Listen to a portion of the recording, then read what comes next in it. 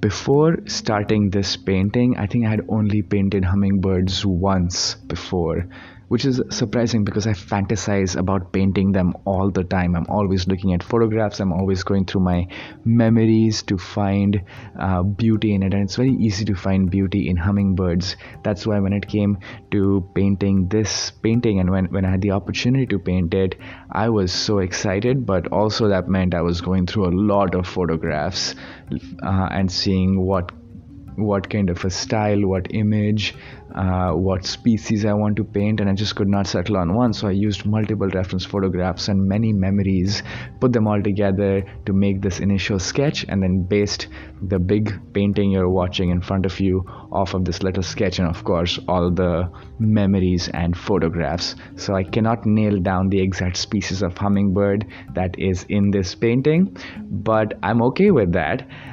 Because all hummingbird species are extremely fascinating, extremely cool. I think there's something about its flight. If you see it hovering in front of a flower, it just looks amazing because we don't see birds do that kind of hovering or flying backwards. Hummingbirds are the only birds that can fly backwards, and this is facilitated by its extremely rapid wing beat. They can beat between 30 to 50 times a second. That's why when you see a hummingbird hovering, you can barely even see its wings, almost like insect wings. You only see the body, which is extremely stable during this time. And imagine the kind of energy that is required. The hummingbirds actually end up eating twice the amount of their body weight each day, and the only thing they can eat is nectar from flowers.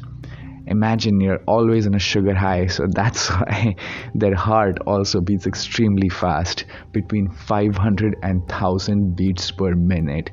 Their heart is racing, and so at night they really have to cool their body down, and they almost knock themselves out, because if their heart keeps beating that fast during the night when they're not eating, they would just die. So they really have to drop their body temperatures and are unconscious for a big chunk of the night. So you could, if you found a hummingbird sleeping, you could actually just pick it up and move it around, and it won't even wake up because it is knocked out. And it can take quite a long time for them to warm up in the morning and get their heart rate back up so that they can start their day. In this painting, you also see the hummingbird feeding, because that is what we see them doing most of the time. They're mostly feeding, and they're quite territorial as well. They really like to protect their flowers. And so when they are eating the nectar, I'm saying eating, but it's more like licking.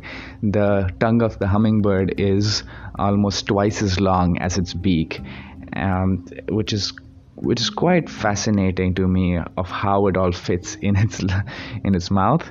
However, it's this characteristic, this long tongue. This is what I was thinking about when I was making this composition, because if you see it, the hummingbirds do have a long beak, but very rarely do they actually poke their beak all the way into the flower. They usually keep the beak towards the mouth of the flower, and then it's the tongue that goes back and forth really fast, essentially licking all the nectar off of the flower. That is why they have to be very stable while hovering in front of the flower. And this actually brings me to a question that people ask me a lot. It's nothing to do with hummingbirds, but to do with the painting itself. People ask me whether I sell my paintings, and absolutely I do. However, I do not make any money.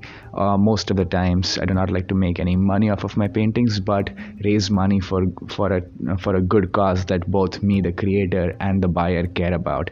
In this case, my friend Sonia wanted a painting for her house, and she sent me a bunch of photos that she clicked around her house, because I really wanted to get to know what might be interesting for her, and one of the photographs was of a hummingbird, and so I thought of making this for her. And that's where the cool part comes in, because all the proceedings from this artwork has been donated to World Central Kitchen, that is doing fantastic work at providing food to people affected by the conflict and the devastating war in Ukraine. This is something that I care about and Sonia cared about as well, and it's really exciting to see, to be able to make art and enjoy the process, and then have a friend look at the art and continue enjoying it, while in the meantime the whole exchange helps those in need and contributes a little bit towards making our world a better place.